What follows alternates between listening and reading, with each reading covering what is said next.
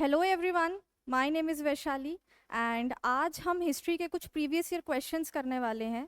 तो एक आपको पूरी हिस्ट्री का एंशियंट मेडाइवल मॉडर्न का एक जिस्ट मैं देने की कोशिश करूंगी यहाँ पे। तो हम स्टार्ट करते हैं। लर्नर्स हब में आपका स्वागत है। और सेशन शुरू करने से पहले यहाँ पे कुछ महत्वपूर्ण जानकारी। हमारी ई लर्नर्स ऐप से आप पीडीएफ देख सकते हैं सेशन का। और हमारे एसएससी एंड बैंक के ऑफलाइन बैचेस भी स्टार्ट हो चुके हैं। तो अगर आप जबलपुर से हैं तो आप इस पर्टिकुलर नंबर पे, स्क्रीन पे दिए गए नंबर पे कांटेक्ट कर सकते हैं। और हमारे जो भी काउंसलर्स हैं वो आपको हेल्प करने की पूरी कोशिश करेंगे। बिना टाइम को वेस्ट किए सेशन को स्टार्ट करते हैं। पहला क्वेश्चन अगर आप स्क्रीन पे देखेंगे, which of the following was a port city of the Indus valley civilisation. Port city का बेसिकली क्या मतलब होता है? पोर्ट सिटी का मतलब ये होता है कि समुद्री तट से लगी हुई एक city. Harappan civilisation, Indus valley civilisation की यहाँ पे बात हो रही है। आप लोग सॉल्व करने की कोशिश कीजिए, फिर उसके बाद मैं यहाँ पे आपको एक्सप्लेन करती हूँ। एसएससी सीजीएल का ये क्वेश्चन है 2019 इवनिंग शिफ्ट का। निम्नलिखित में से कौन सिंधु घाटी सभ्यता का बंदरगाह शहर था? The answer is Lothal. Basically Lothal एक पोर्ट सिटी था इंडस वैली सिविलाइजेशन का। पोर्ट सिटी का मतलब जैसा मैंने अभी आपको समझाया कि एक समुद्री तट से लगा हुआ शहर था। अगर आप इंडस वैली सिविलाइजेशन को देखेंगे तो ये मैं आपको मैप के थ्रू थोड़ा सा समझाने की कोशिश करती हूँ कि जैसे ये देखिए, आपको लोथल यहाँ पे दिख रहा होगा। थोड़ा सा ये एक्चुअली ब्लर्ड पिक्चर है, बट ठीक है, काम हमारा चल जाएगा। यहाँ पे अरेबियन सी है। अरेबियन सी से ये लोथल हमारा शहर लगा हुआ है। और ये जो है ये बेसिकली बोगावा रिवर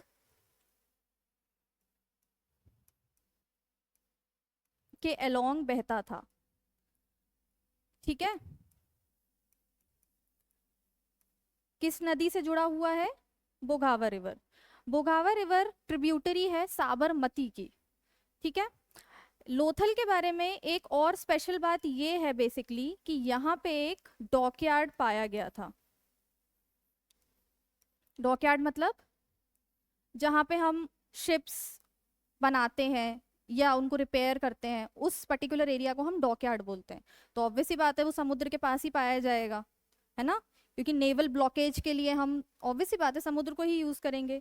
तो लोथल बोगावा रिवर के पास है एंड यहाँ पे एक इंपॉर्टेंट फाइंडिंग हमारी डॉकयार्ड है। कालीबंगा को अगर हम देखें तो ये जो है हनुमानगढ़ डिस्ट्रिक्ट ऑफ राजस्थान के पास पाया गया है। ठीक है, just a second.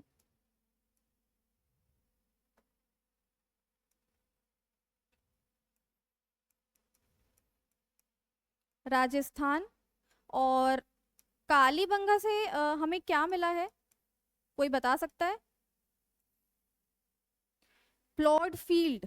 Plot field मिली है हमें, मतलब कि जहाँ पे हम खेती कर सकते हैं वैसी जमीन कालीबंगा से पाई गई है।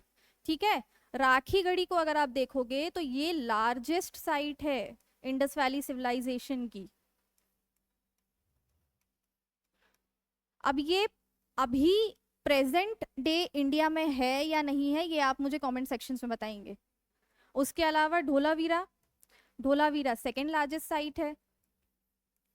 तो ये कुछ चीजें ना याद रखने की होती हैं। तो हम क्वेश्चंस तो सॉल्व करेंगे ही, साथ में हम कुछ ऑप्शंस के बारे में इंफॉर्मेशन लेने की भी कोशिश करेंगे। उससे होगा ये कि आपका बहुत अच्छा रिवीजन हो जाएगा।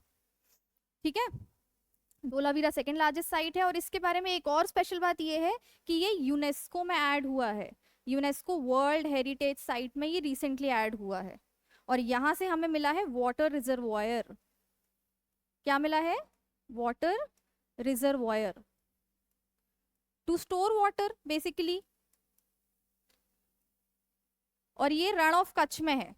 Now please try to use your brain, थोड़ा सा सोचो। रण ऑफ कच्छ मतलब पूरा रेगिस्तान वाला एरिया जहाँ पे वैसे ही पानी की कमी होती है आज भी, है ना। तो अगर पानी की कमी है तो ऑब्वियसली वहां पे वाटर रिजर्वॉयर की तो जरूरत पड़ेगी ही ना, टू स्टोर वाटर की। जब हमारे पास पानी ना हो तो हम इस स्टोर किए हुए वाटर को यूज कर सकें। ठीक है। तो this was the first question, I hope this is clear. Okay, now moving on to the next question. अगला क्वेश्चन देखते हैं। अच्छा, उससे पहले ये जो मैंने मैप ऐड किया था, इसको अगर आप देखें तो सबसे पहले तो ये देखिए, लोथल मैंने आपको बता दिया, ये कालीबंगन है, यहाँ पे ये लोथल पोर्ट सिटी जिसके बारे में हम बात कर रहे थे। ठीक है, राखीगढ़ी लार्जेस्ट साइट, और धोलावीरा ये आपको यहाँ पे रण ऑफ कच्छ दिख रहा है, और धोलावीरा दिख रहा है सेकेंड लार्जेस्ट साइट हमारी। ठीक है, और इसके अलावा एक चीज और जो नोट करने वाली है, यहाँ पे आपको ये मांडा दिख रहा होगा। इंडस वैली सिविलाइजेशन की तो नदर्न मोस्ट साइट है वो मांडा है। ठीक है, राखीगढ़ी की यहाँ पे ना आलमगीरपुर भी आता है, वो यहाँ पे इस मैप में है नहीं, तो आलमगीरपुर यहाँ की ईस्टर्न मोस्ट साइट बोल सकते हो आप। ठीक है, ये जो है सुक्तेन डोर, ये आपकी वेस्टर्न मोस्ट साइट है। ठीक है, तो ये कुछ चीजें भी याद रखने वाली हैं एग्जाम पॉइंट ऑफ व्यू से, ये कई बार पूछ ली जाती हैं कि नदर्न मोस्ट साइट कौन सी है, ईस्टर्न मोस्ट साइट कौन सी है, वेस्टर्न मोस्ट साइट कौन सी है, तो ये पता होना चाहिए बेसिकली। ठीक है, आगे बढ़ते हैं। चलो, विच of the following terms is associated with the architecture of Buddhist stupa या स्तूप? निम्नलिखित में से कौन सा शब्द बौद्ध स्तूप की वास्तुकला से जुड़ा है? एसएससी सीपीओ का ये क्वेश्चन है बेसिकली 2020 का, इवनिंग शिफ्ट का। अगेन सॉल्व करने की कोशिश कीजिए, वीडियो को स्टॉप करके खुद से ट्राई कीजिए, जब आंसर आ जाए उसके बाद वीडियो को वापस से रिप्ले कीजिए और यहाँ पे सोल्यूशन देखिए प्लस एक्सप्लेनेशन भी देखिए। ठीक है,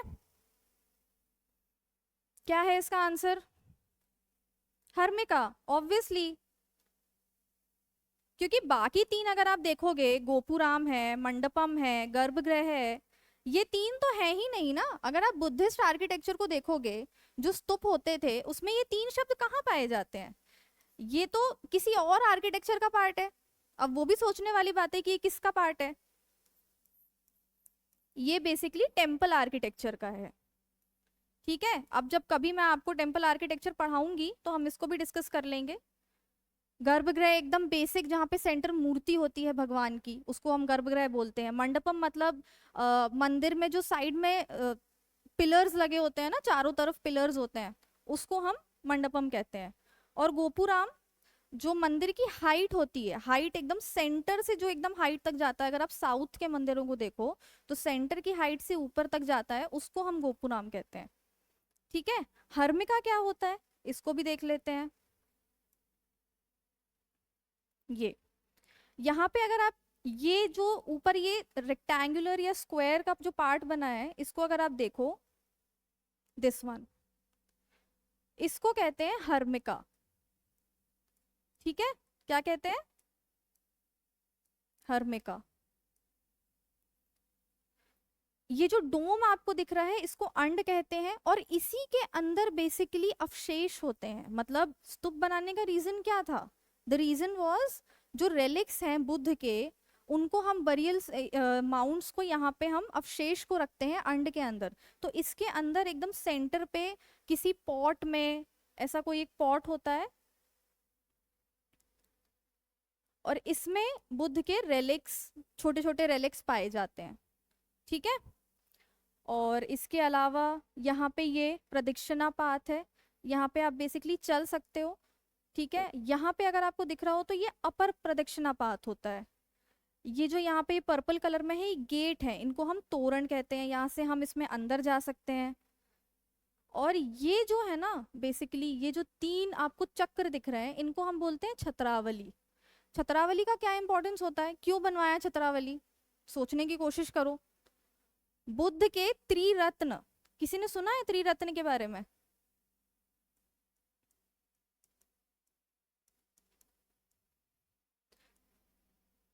त्रिरत्न मीन्स बुद्ध, संघ एंड धम्मा, ये त्रिरत्न बेसिकली फेमस हुए थे, है ना? तो उस वजह से यहाँ पे ये तीन आपको रेलिक्स दिखाए जाते हैं। This one, 1 2 and 3। तो ये भी हमें याद रखना है बिकॉज ये टर्मिनोलॉजीज ना पूछ ली जाती हैं। जैसे यहाँ पे ये क्वेश्चन मेरा रखने का रीजन यही था कि वेदिका क्या होता है, अंड क्या होता है, तोरण, हर्मिका, प्रदक्षिणापात, ये सब हमें पता होना चाहिए। ठीक है, I hope this is clear. देखते हैं अगला question. The rules made for the dash were written down in a book called Vinaya Pitka. Again, Buddhism से रिलेटेड ही क्वेश्चन है ये भी। इसको भी सॉल्व करने की कोशिश करो। 2021 एसएससी का क्वेश्चन है ये।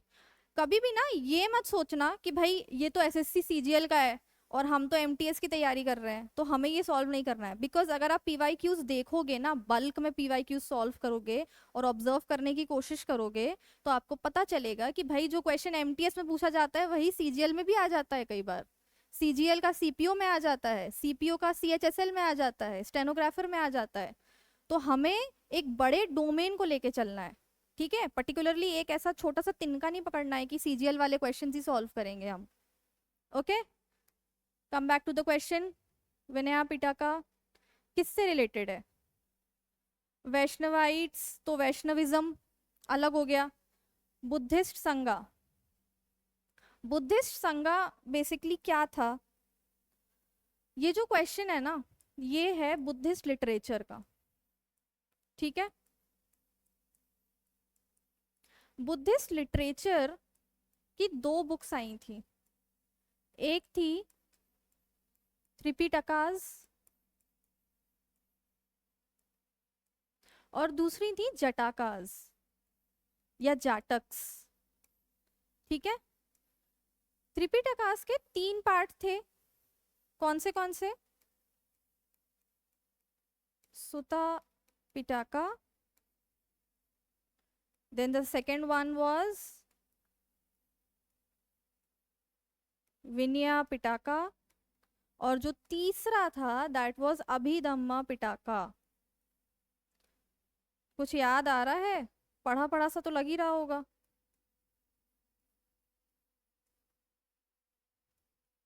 ठीक है, सुता पिटाका बेसिकली हमें क्या बताता है? इस बुक में बुद्धा ने जो बुद्धा की जो टीचिंग्स थी, जो उन्होंने सरमन्स किए थे, जो बातें उन्होंने बताई थी, जो बेसिक आइडियाज थे बुद्धिज्म के, वो इस पर्टिकुलर बुक में दिए हुए हैं। ठीक है, दूसरा विनया पिटाका, इसमें क्या बताया गया है जो आपका क्वेश्चन है कि अगर आप बुद्धिज्म को फॉलो करते हो तो बुद्धिज्म में अगर आप संघ का पार्ट बनते हो, आप मॉन्क बनते हो, भिक्षु, भिक्खु, भिकुनीज बनते हो, तो आपको संघ में रहने के लिए एक पर्टिकुलर डिसिप्लिन को फॉलो करना होगा, है ना? तो डिसिप्लिन, क्या क्या रूल्स आपको फॉलो करने हैं, क्या क्या नहीं फॉलो करने हैं, वो इस पर्टिकुलर बुक में बताया गया है। और ये अभी एग्जाम पॉइंट ऑफ व्यू से जानना उतना इंपॉर्टेंट नहीं है। इसमें फिलोसफिकल पोजीशनिंग दी गई है कि फिलोसफी को आपको कैसे प्रमोट करना है। ठीक है, तो इसका आंसर क्या है? बुद्धिस्ट संघ। बाकी सारे ऑप्शंस इंपॉर्टेंट नहीं है इसलिए मैं एक्सप्लेनेशन उसका नहीं दे रही हूँ। अगले क्वेश्चन की तरफ बढ़ते हैं। Who among the following rulers inscribed his messages to his subjects and officials on stone surfaces? SSC CHSL का क्वेश्चन है 2021 मॉर्निंग शिफ्ट का। अब देखो थोड़ा सा ना यहाँ पे दिमाग लगाने की कोशिश करो और पूछा क्या गया है। इंस्क्रिप्शन देख के ना बहुत से बच्चे गलती कर जाते हैं कि इंस्क्रिप्शन के बारे में पूछा गया है। इंस्क्रिप्शंस बहुत सारे राजाओं ने करवाई थी, बट एक पर्टिकुलर राजा जो मैसेजेस को, एक पर्टिकुलर फिलॉसफी को प्रमोट कर रहा है और बाकी सारे अपनी अचीवमेंट्स को बताते हैं इंस्क्रिप्शंस में कि कहाँ पे उन्होंने किसी पर्टिकुलर एरिया में, अगर किसी राजा ने फतेह हासिल की, वहां पे जीत लिया, तो वहां के किसी पत्थर पे या किसी पिलर पे वो इंस्क्राइब करवा देता है कि भाई यहाँ के हम आज से रूलर हैं। ठीक है, वो उसकी अचीवमेंट्स हो गई। बट अगर आप किसी स्टोन में या किसी पिलर में अपने मैसेजेस को प्रमोट करने की कोशिश कर रहे हो, ज्यादा से ज्यादा लोग उसको पढ़ें और उस चीज को माने, उस फिलॉसफी को फॉलो करें, वो एक अलग पॉइंट था। वो किसने किया था? अशोका ने किया था। क्या किया था अशोका ने? देखो सबसे पहले तो थोड़ा सा ना यहाँ पे chronology, history is all about chronology, थोड़ा सा क्रोनोलॉजी समझने की कोशिश करो। चंद्रगुप्त मौर्य, ठीक है, मौर्यन डायनेस्टी के फाउंडर, जिनकी सहायता की थी किसने? कमेंट सेक्शन में आप लोग मुझे बताएंगे। ठीक, मौर्य के बाद आते हैं उनके बेटे बिंदुसार, और बिंदुसार के बेटे थे अशोका। 261 बीसी में ऐसा क्या हुआ था कि अशोका बहुत ही ज्यादा एक तरह से रूढ़िवादी था, है ना, पॉलिसी ऑफ कॉन्क्वेस्ट को ही मानता था, हर जगह लड़ाई करता था और फतेह भी हासिल करता था, जीतता भी था। तो 261 बीसी में ऐसा क्या हुआ? After the battle of Kalinga, Kalinga के युद्ध के बाद अशोका को ये रियलाइज हुआ, जब इतने सारे लोगों की उसने डेड बॉडीज देखी ना, तो उसको ये रियलाइज हुआ कि ये जो है ये मतलब बहुत गलत है एक तरह से। उसके बाद वो बुद्धिज्म की तरफ बढ़ा था। ठीक है, बुद्धिज्म की फिलॉसफी को, बुद्धिज्म के आइडियाज को किसने एक्सप्लेन किया था? अशोका ने। ये एक another question to be answered in the comments box. ठीक है, तो बेसिकली अशोका ने बुद्धिज्म को अडॉप्ट किया। अडॉप्ट करने के बाद उसने बहुत सारे मेजर और माइनर पिलर एडिक्ट्स बनवाए थे, जिसमें वो बुद्धिज्म की फिलॉसफी को प्रमोट करता था। Pillar addicts, rock addicts. ठीक है, ये अपने को याद रखना है। तो बिंदुसार, चंद्रगुप्त मौर्य, ये तो लाइन से हट ही गए। चंद्रगुप्त वन की बात अगर हम करें तो इनको चंद्रगुप्त वन क्यों नाम दिया गया था? चंद्रगुप्त जो था ना, एक तरह की उपाधि हो गई थी। Just a second. Chandragupta one एक तरह की उपाधि हो गई थी जो राजाओं को दी जाती थी। ठीक है, अब जैसे चंद्रगुप्त वन तो गुप्ता डायनेस्टी के हैं। गुप्ता डायनेस्टी का फाउंडर कौन था? श्रीगुप्त। गुप्ता डायनेस्टी के फाउंडर थे श्रीगुप्त। श्रीगुप्त के बेटे थे घटोत्कच, घटोत्कच के बेटे थे चंद्रगुप्त वन, जिनको महाराजा धीराज का भी टाइटल मिला था। इनका एक फेमस इंस्क्रिप्शन है जो कि मेहरौली आयरन पिलर के नाम से जाना जाता है। ठीक है, और ये कहाँ है? कुतुब कॉम्प्लेक्स में है, जहां पे कुतुब मीनार है। आई होप आप लोग गए होंगे। जहां पे कुतुब मीनार है वहीं पे एक आयरन पिलर है। और सबसे ज्यादा अमेजिंग बात पता है क्या है? कि वो जो आयरन पिलर है ना, उस पे आज तक रस्ट नहीं लगी है, मतलब जंग नहीं लगी है, वो वैसा का वैसा ही है। तो ये आयरन पिलर कहाँ पे मिलेगा? कुतुब कॉम्प्लेक्स में। ठीक है, दिस इज कंप्लीट। अगला क्वेश्चन देखते हैं। आई होप आप लोग साथ साथ में सॉल्व कर रहे हो, सिर्फ मुझसे यहाँ पे बोर्ड में सॉल्व नहीं करवा रहे हो। ठीक है, आराम से बिस्तर में बैठ के वीडियो को देखना बंद करो, टेबल कुर्सी पकड़ो, पेन कॉपी लो, क्वेश्चंस को सॉल्व करने की कोशिश करो। और अगर कोई क्वेश्चन नहीं बन रहा है तो उसकी हिस्ट्री में जाओ, उसको पढ़ो, बिकॉज ये सारे क्वेश्चंस जो है ना इंपॉर्टेंट है। 2023 का क्वेश्चन है ये। अगर आप ये 15 क्वेश्चन सॉल्व कर लेते हो तो मेरा यहाँ पे मोटिव आपको क्वेश्चन सॉल्व करवाना नहीं है। ठीक है, क्वेश्चन सॉल्व जब हम करेंगे तो फिर हम एक ज्यादा बल्क में क्वेश्चंस लेके आएंगे। यहाँ पे मोटिव बेसिकली क्या है कि आपका पूरा हिस्ट्री रिवाइज हो जाए। तभी आप देखोगे जो मैंने क्वेश्चन सेट भी किए हैं ना, वो सीक्वेंस में ही किए हैं, एंशिएंट, देन मेडाइवल, और फिर हम मॉडर्न को भी देखेंगे। तो यहाँ पे पूरा हिस्ट्री हम रिवाइज करने के लिए बैठे हैं आज। ठीक है, which of the following was the capital of Pallavas? Again, जो लोग ये समझते हैं कि भाई चलो मॉडर्न पढ़ के चले जाते हैं हम, तो मॉडर्न ही तो आएगा, मेडाइवल आएगा नहीं। साउथ इंडिया तो हमने कभी पढ़ा ही नहीं है, तो ये उनके लिए है। और अभी और आगे और देखोगे आप कि अब जो है ना, कोई भी कॉम्पिटिटिव एग्जाम ले लो आप, चाहे यूपीएससी, एमपीपीसीएस, एसएससी, आप नीचे आते जाओ, आप देखोगे कि साउथ इंडिया की इंपॉर्टेंस बढ़ती जा रही है। बिकॉज अभी तक साउथ इंडिया से क्वेश्चंस नहीं आते थे, बट अब आने लगे हैं, तो हमें साउथ इंडिया को पढ़ना पड़ेगा। दूसरा, मेडाइवल, मेडाइवल को पढ़ना स्टार्ट कर दो, बिकॉज इससे भी क्वेश्चंस आने लगे हैं। ठीक है, बताओ पल्लवास का कैपिटल क्या था? पहले कैपिटल बता दो, फिर उसके बाद हम देखेंगे कि पल्लवास कौन थे, कहाँ से आए थे। पल्लवास का कैपिटल था कांचीपुरम। ठीक है,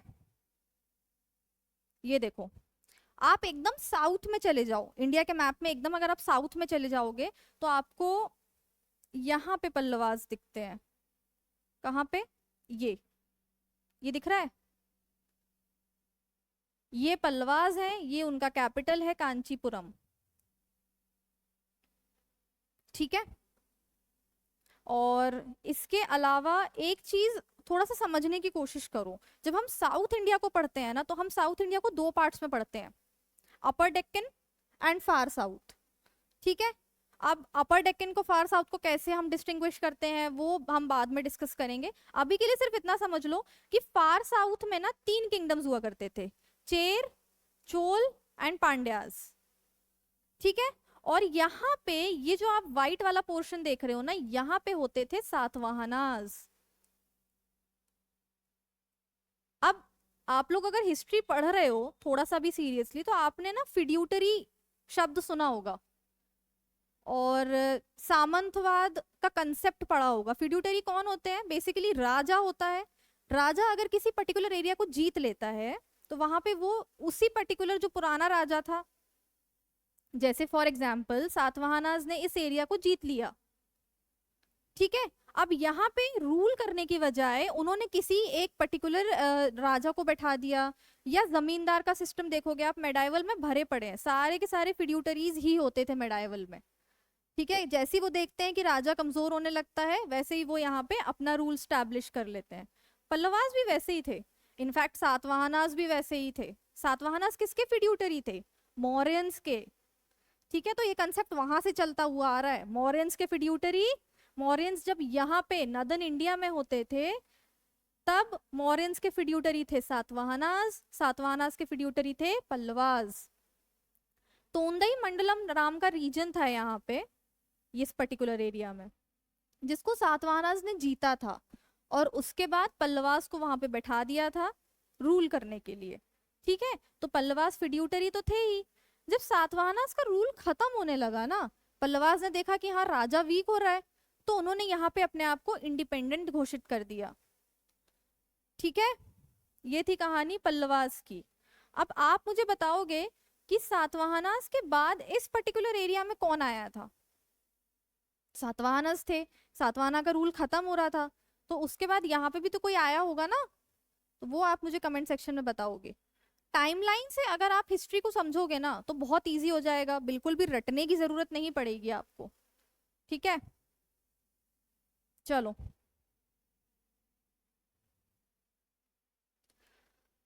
अब यहाँ से हम आ गए हैं मेडाइवल में। एंशंट का पार्ट खत्म होता है, मेडाइवल यहाँ से शुरू होता है। Which of the following sequence is correct with respect to the Delhi सल्तनत? एसएससी सीजीएल का 2022 का ये क्वेश्चन है।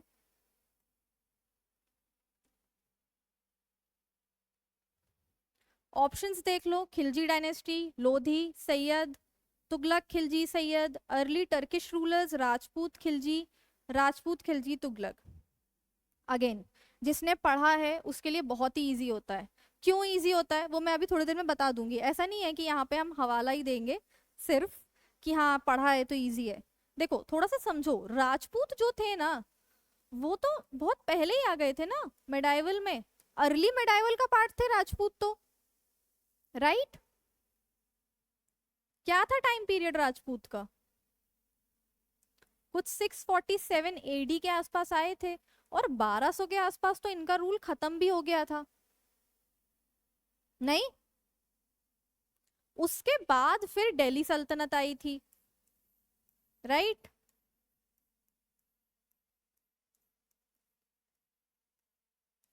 और दिल्ली सल्तनत के जो रूलर्स थे उनका क्या सीक्वेंस था? देखो अगर आप लोगों ने याद किया है नॉर्मली तो अच्छी बात है, अदरवाइज यहाँ पे मैं आपको एक ट्रिक भी दे देती हूँ। सबसे पहले आई थी स्लेव डायनेस्टी, जिसको हम ममलूक डायनेस्टी भी कहते हैं। उसके बाद आई थी खिलजी डायनेस्टी, उसके बाद Tughlaq, then Sayyid, and last में आए थे लोधी।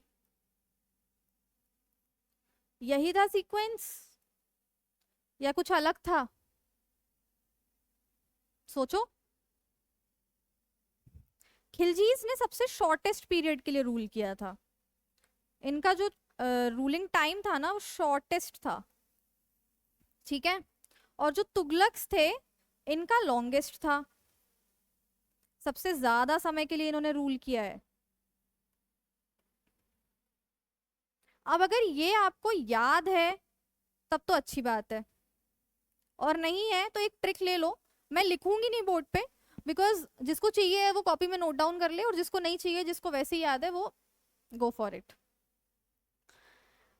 स्लेव का मतलब होता है हिंदी में गुलाम, तो यहां से आता है गुल, खिले तो सलाम, ठीक है। अब देखो ट्रिक्स कभी भी लॉजिकल नहीं होने वाली हैं, हमेशा ऐसी ही होंगी, इलॉजिकल होंगी, तभी आपको याद रहेंगी, ठीक है। तो गुल खिले तो सलाम, गुल से हमारी गुलाम डायनेस्टी स्लेव, खिले से ख से खिलजी, टी से हमारा तुगलक, स से सैयद, एंड देन लोधी। गुल खिले तो सलाम, ठीक है। अब बताओ मुझे इस क्वेश्चन का आंसर, एक्सप्लेनेशन तो बहुत हो गया, क्या है इसका आंसर? D, obviously D. भाई अभी तो बताया, राजपूत पहले आए, फिर उसके बाद यहाँ पे अगर आप देखो तो खिलजी हैं, खिलजी के बाद यहाँ पे तुगलक है, दिख तो रहा है साफ साफ, ठीक है। तो इस तरीके से चीजों को पढ़ना होता है, जब आप किसी भी टॉपिक को पढ़ते हो ना तो थोड़ा सा पोस्टमार्टम वाली स्टेट में जाया करो, कि हाँ हम सिर्फ एग्जाम पॉइंट ऑफ व्यू से नहीं पढ़ रहे हैं, हम इस पर्टिकुलर टॉपिक को इसलिए पढ़ रहे हैं बिकॉज हमें मजा आ रहा है। इंटरेस्ट लेके पढ़ोगे तो सारी चीजें इजी हो जाएंगी, ठीक है। Again devil lies in the detail, तो थोड़ा सा तो आपको टाइमलाइन वगैरह याद रखनी पड़ेगी, जिसमें मैक्सिमम बच्चों को इशू होता ही है कि हमें डेट्स याद नहीं होती, टाइमलाइन याद नहीं होती, तो थोड़ा सा वो याद करना पड़ेगा, उसमें मैं कुछ नहीं कर सकती। Next question, who among the following was defeated in the battle of Chanderi in 1528? Mughal empire का क्वेश्चन है ये।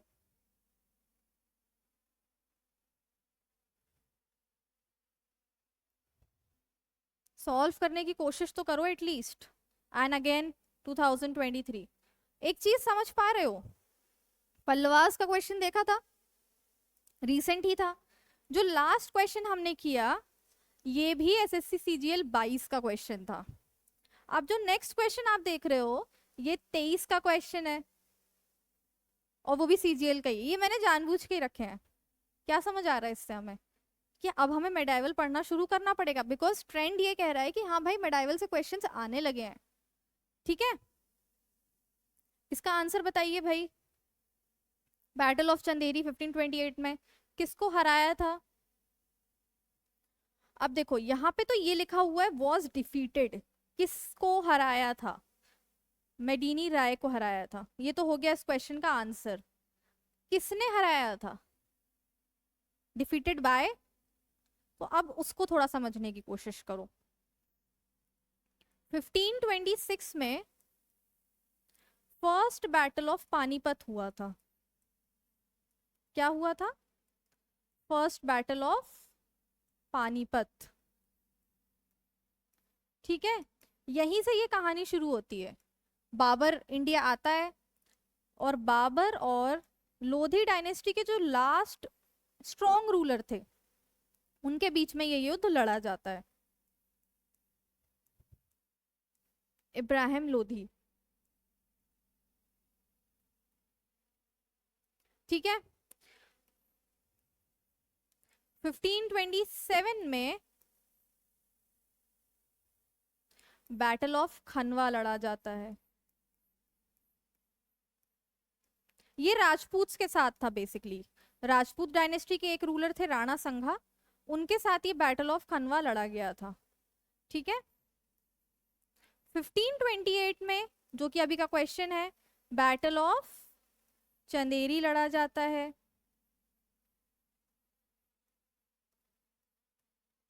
1529 में लास्ट बैटल ऑफ घाघर लड़ा जाता है।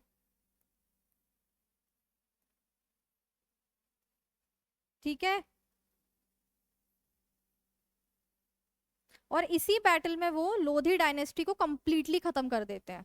फर्स्ट बैटल ऑफ पानीपत में यहाँ पे उनका बाबर का रूल तो स्टैब्लिश हो गया था, मुगल एम्पायर को उन्होंने स्थापित कर लिया था, बट लोधीज कंप्लीटली खत्म नहीं हुए थे। लोधीज कहाँ पे खत्म हुए हैं? बैटल ऑफ घाघर तक आते आते खत्म हुए हैं।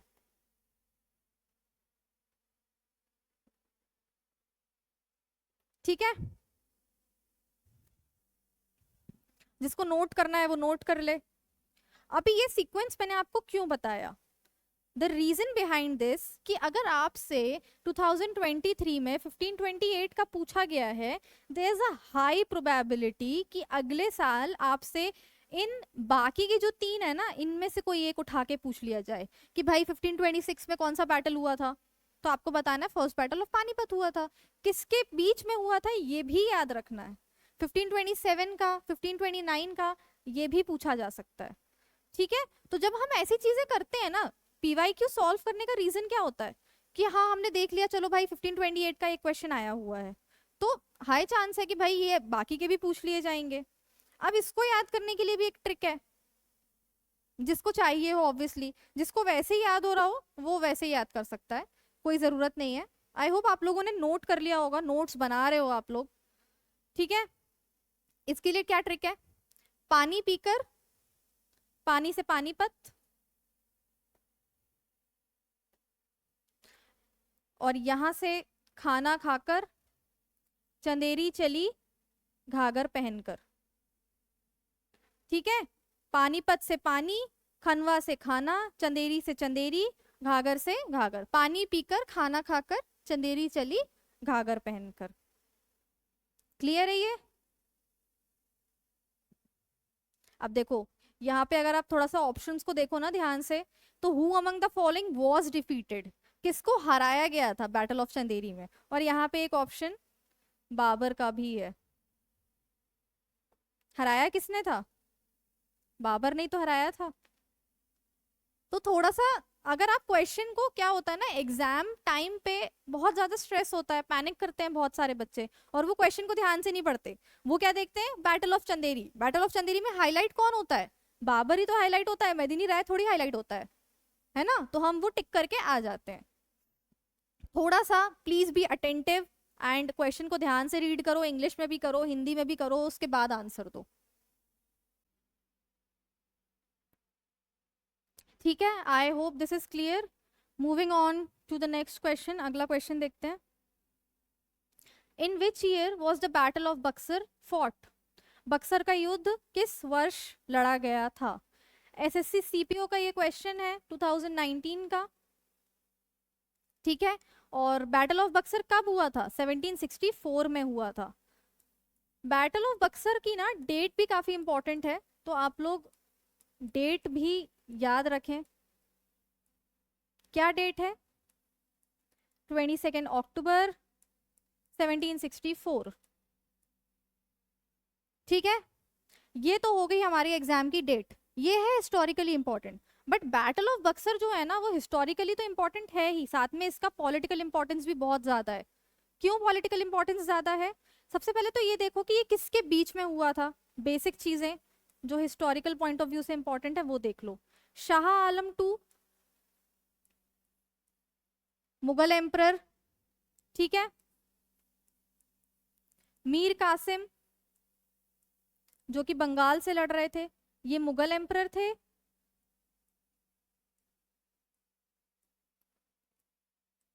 मीर कासिम हमारे बंगाल से लड़ रहे थे। और तीसरे कौन थे? शुजाउद्दौला। शुजाउद्दौला ये कहाँ से थे? ये अवध से थे। और ब्रिटिशर्स की तरफ से कौन लड़ रहा था? कौन था जो लीड कर रहा था? Hector Munro. ये नाम याद रखना है, एग्जाम में कई बार पूछ लिया जाता है। ठीक है, शाह आलम टू, मीर कासिम बंगाल से, शुजाउद्दौला अवध से, वर्सेस हेक्टर मुनरो ब्रिटिशर्स की साइड से। अब इस युद्ध में ब्रिटिशर्स ने शाह आलम टू को बुरी तरीके से हरा दिया था, सब जानते हैं। उसके बाद ट्रीटी ऑफ इलाहाबाद साइन हुई थी,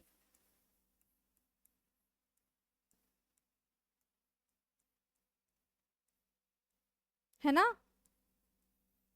क्या थे ट्रीटी ऑफ इलाहाबाद के जो पॉइंट्स थे, क्लॉजेस थे इस ट्रीटी के, क्या क्लॉजेस थे? 1765 में ये ट्रीटी साइन की थी, किसके बीच में हुई थी? Shah Alam two and Robert Clive. Robert Clive क्यों? क्योंकि उस टाइम पे जो गवर्नर ऑफ बंगाल हुआ करते थे ना, वो रॉबर्ट क्लाइव ही थे। इस पर्टिकुलर वॉर के बाद ब्रिटिशर्स के पास दीवानी राइट्स आ गए थे। दीवानी राइट्स मतलब टैक्स कलेक्शन के राइट्स। समझ पा रहे हो इस चीज को? मतलब कि अब ब्रिटिशर्स टैक्स भी कलेक्ट करेंगे।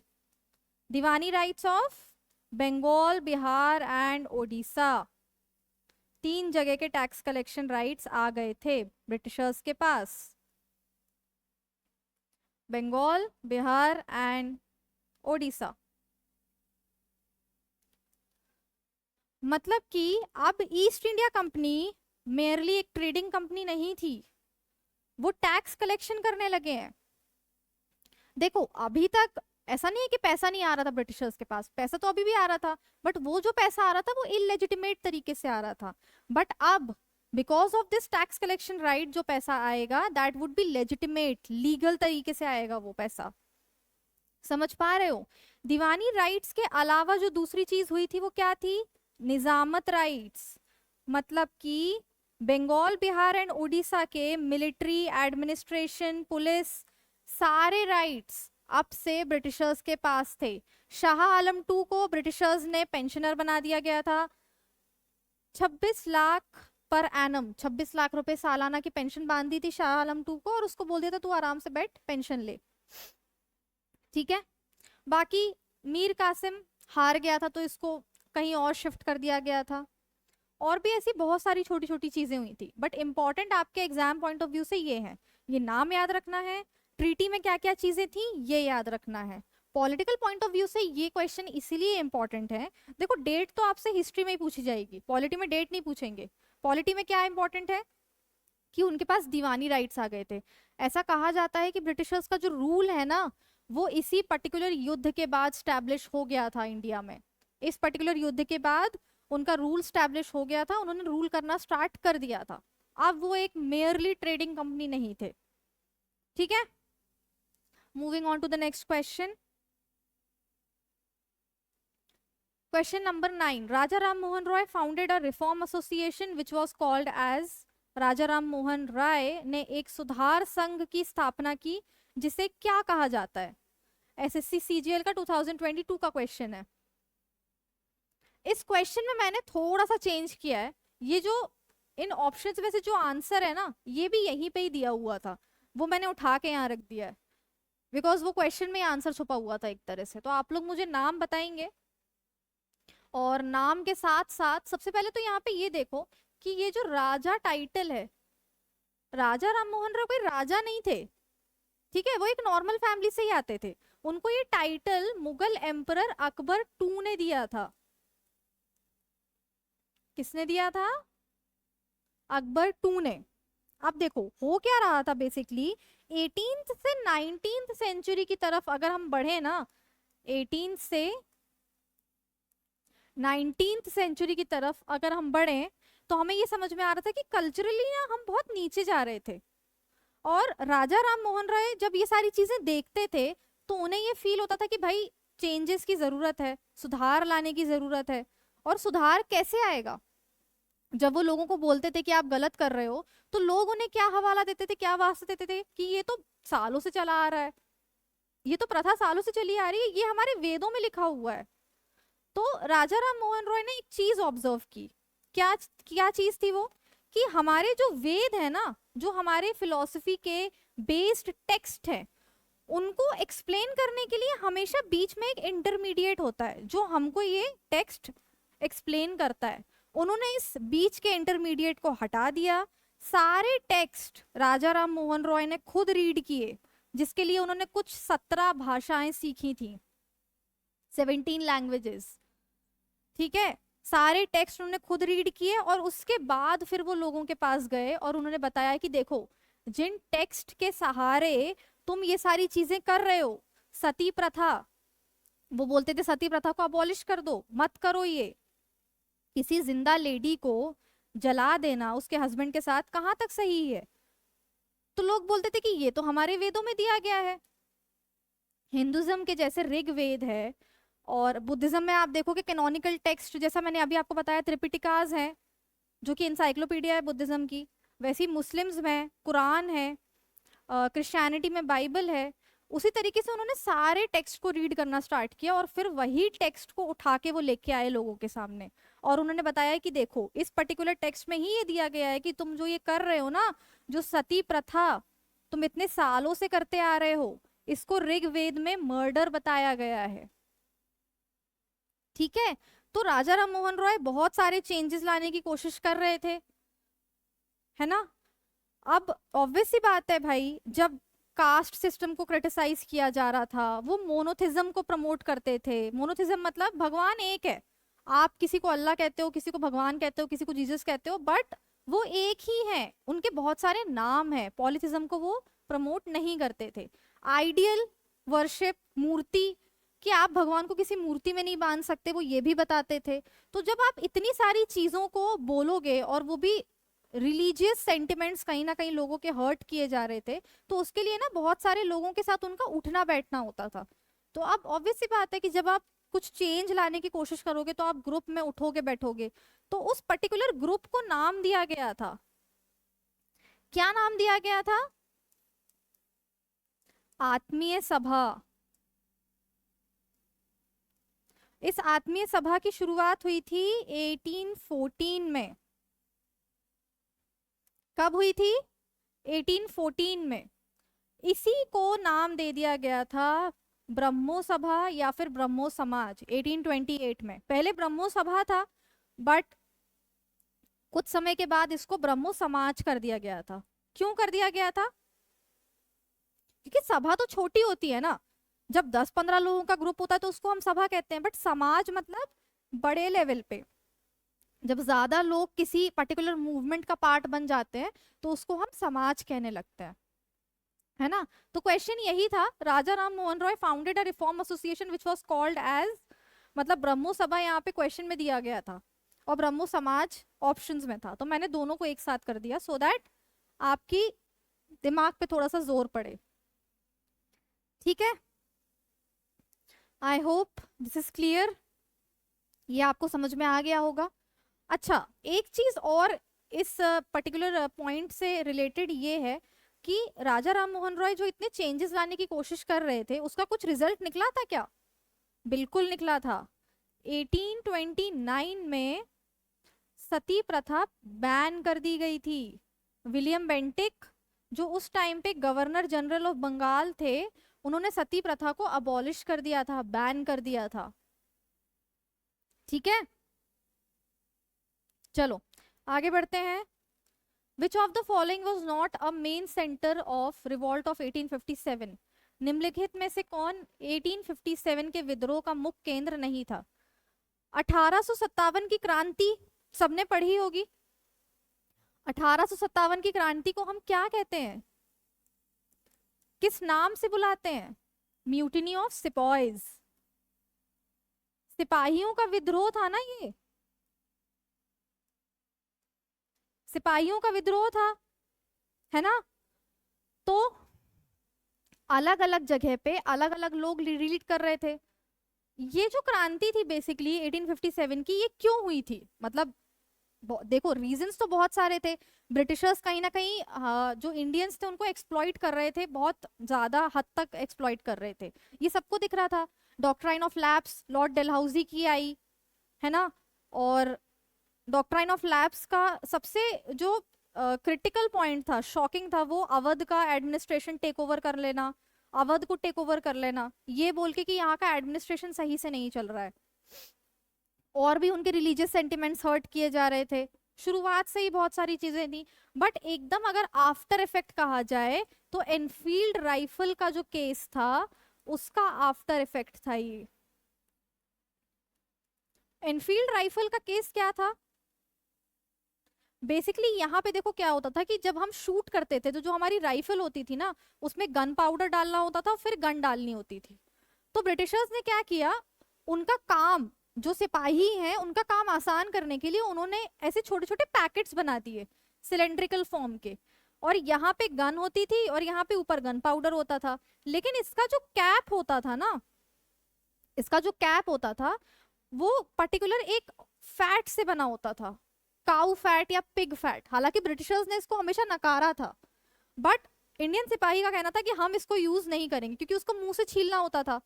तो हिंदू जो थे उनके लिए तो भाई गाय भगवान के तरह सरीका आती थी, और मुस्लिम्स के लिए पिग जो था वो एक बहुत बड़ा टैबो था।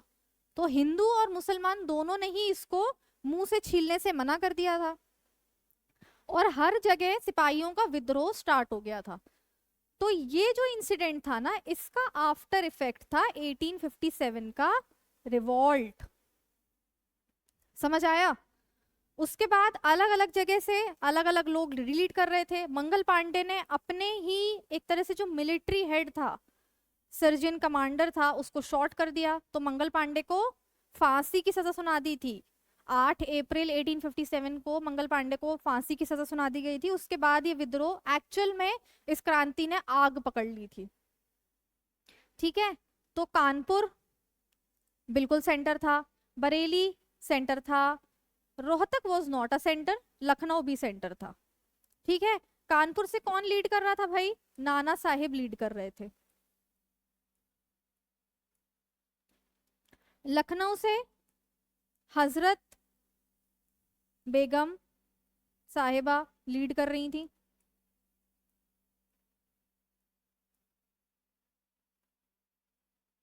ठीक है,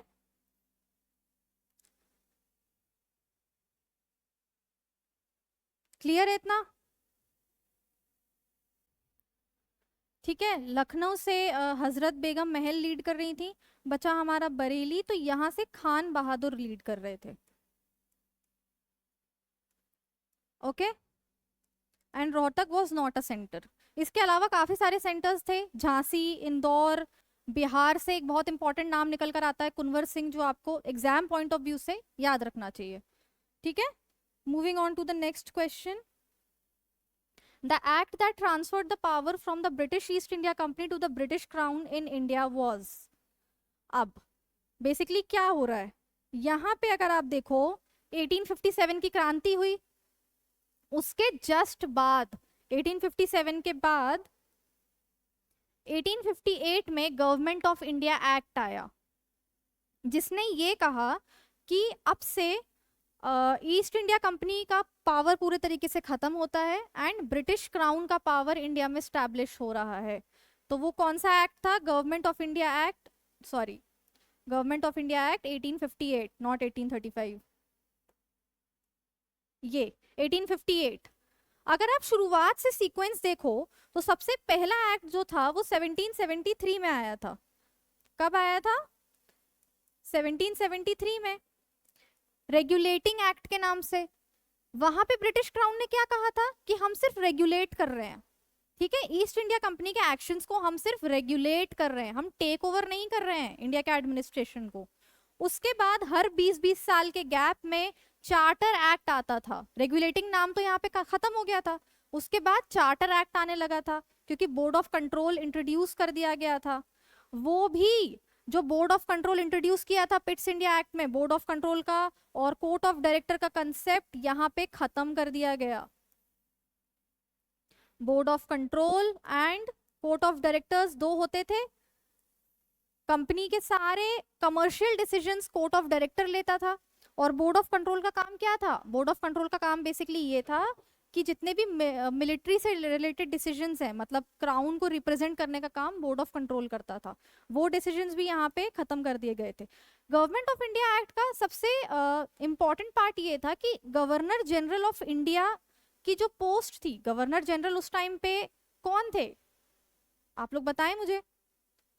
तो उनकी पोस्ट को खत्म करके वाइसरॉय की पोस्ट को ला दिया गया था। बहुत से स्टूडेंट्स ना कंफ्यूज हो जाते हैं कि गवर्नमेंट ऑफ इंडिया की पोस्ट खत्म हो गई, अब से वाइसरॉय की नई पोस्ट स्टार्ट हुई है।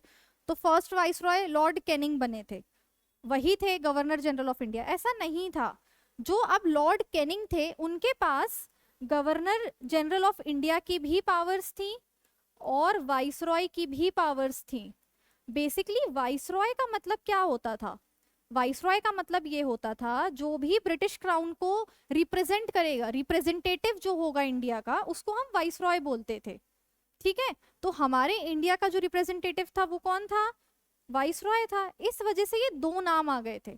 तो गवर्नर जनरल ऑफ इंडिया की पोस्ट खत्म नहीं हुई है, वाइसरॉय की पोस्ट ऐड भी नहीं हुई है। ये दोनों पावर्स अब से लॉर्ड कैनिंग के पास, और अब जो भी आगे आएंगे उनके पास ये दोनों पावर्स है।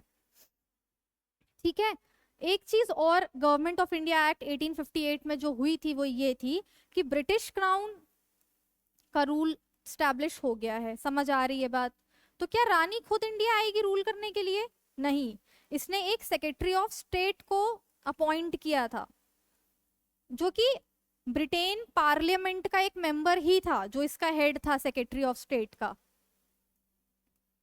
इसको एक 15 मेंबर की काउंसिल भी दी गई थी। ठीक है, और इसके नीचे आता था हमारा वाइसरॉय।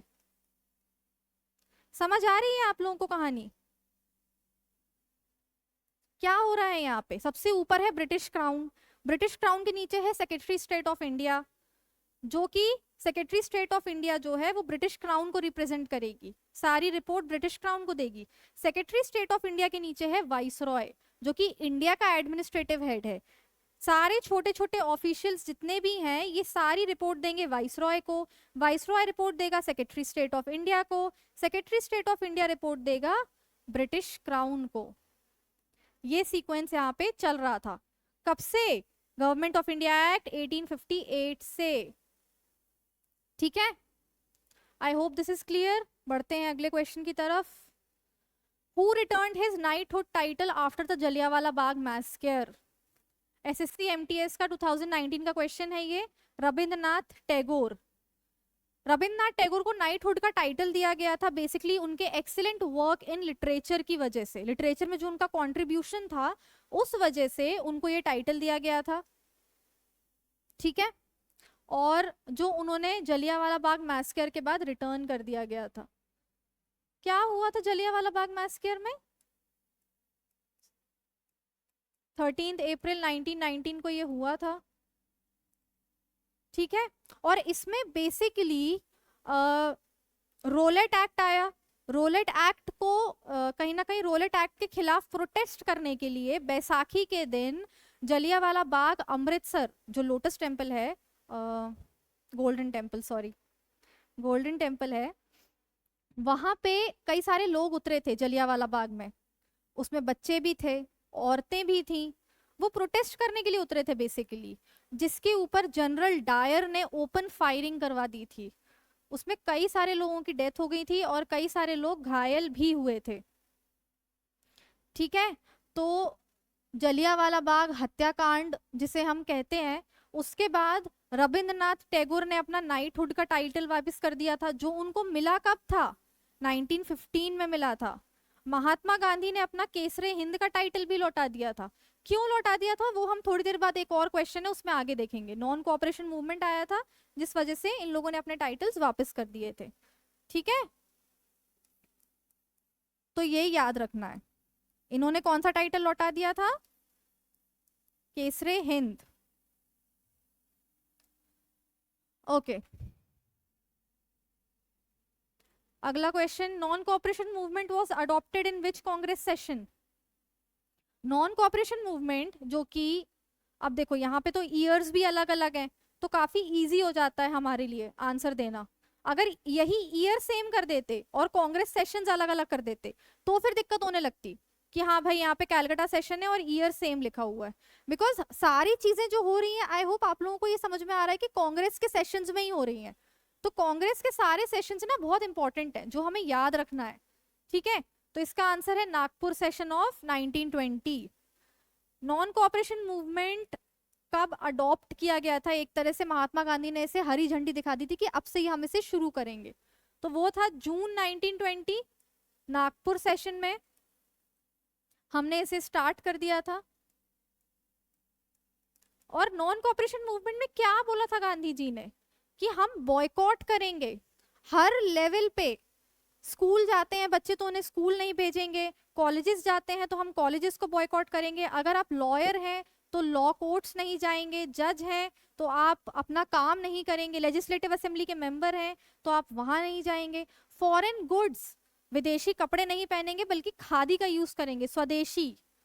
तो ये सारी चीजें हो रही थी बेसिकली नॉन कोऑपरेशन मूवमेंट में। ठीक है, तो ये कब अडॉप्ट किया गया था? नागपुर सेशन में। नेक्स्ट क्वेश्चन देखते हैं।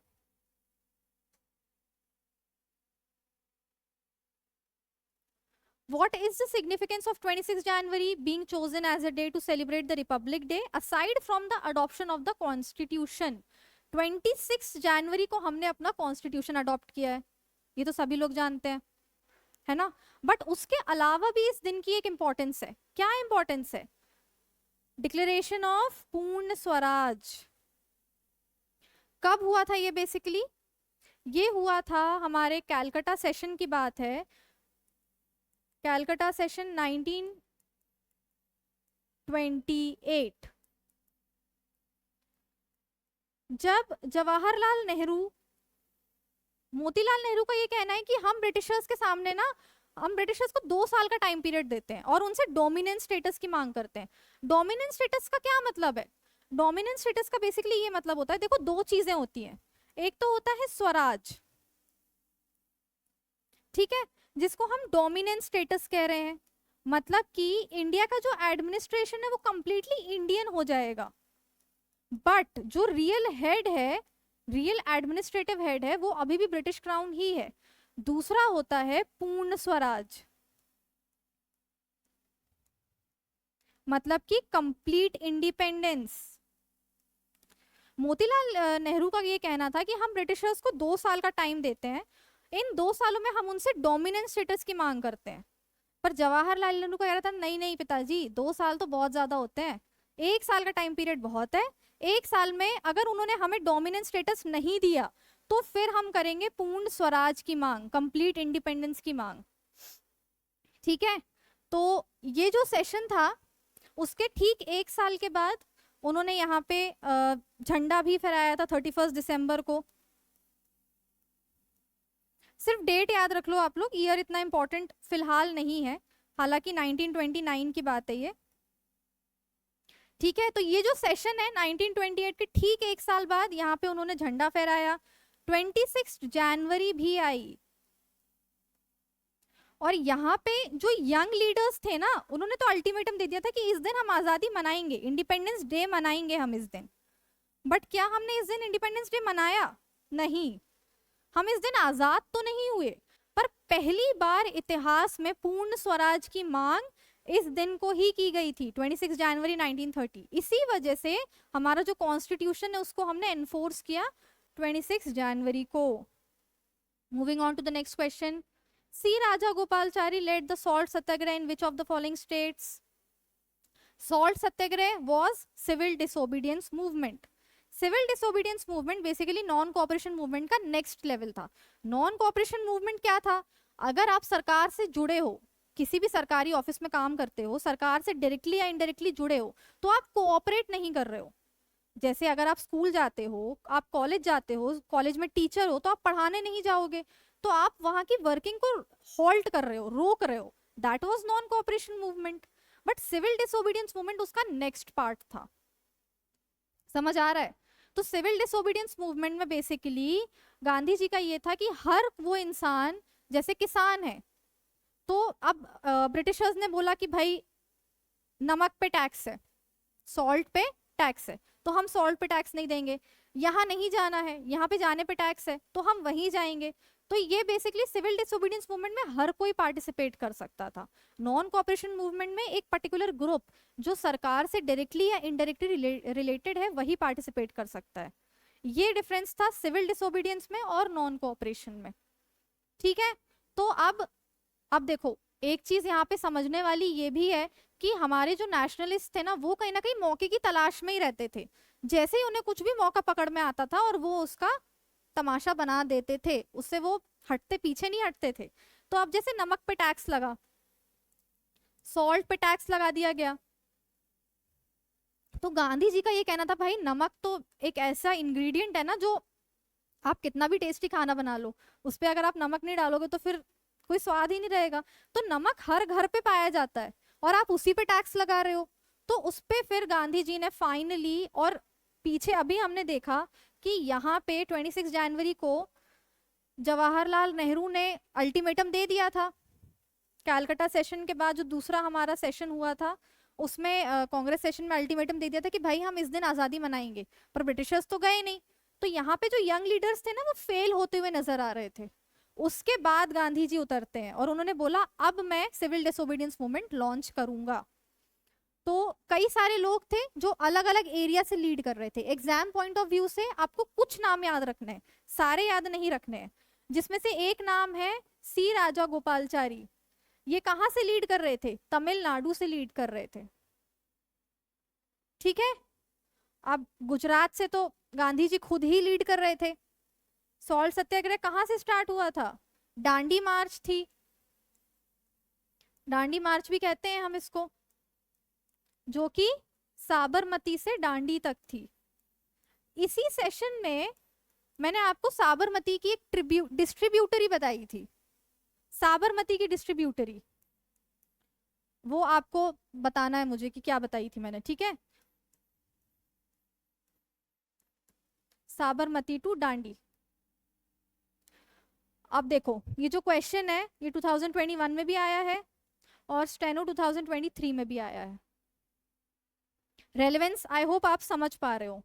So this is it. ये 15 क्वेश्चंस थे और कहीं ना कहीं ये 15 क्वेश्चन से मेरा ये मोटिव था कि आपका पूरा हिस्ट्री, जैसा मैंने सेशन की शुरुआत में बोला था, एंशिएंट, मेडाइवल एंड मॉडर्न, आपका रिवाइज हो जाए। तो आई होप बहुत सारे कंसेप्ट्स आपको मिले होंगे, आपका अच्छा रिवीजन हुआ होगा यहाँ पे और आपने नोट्स बनाए होंगे।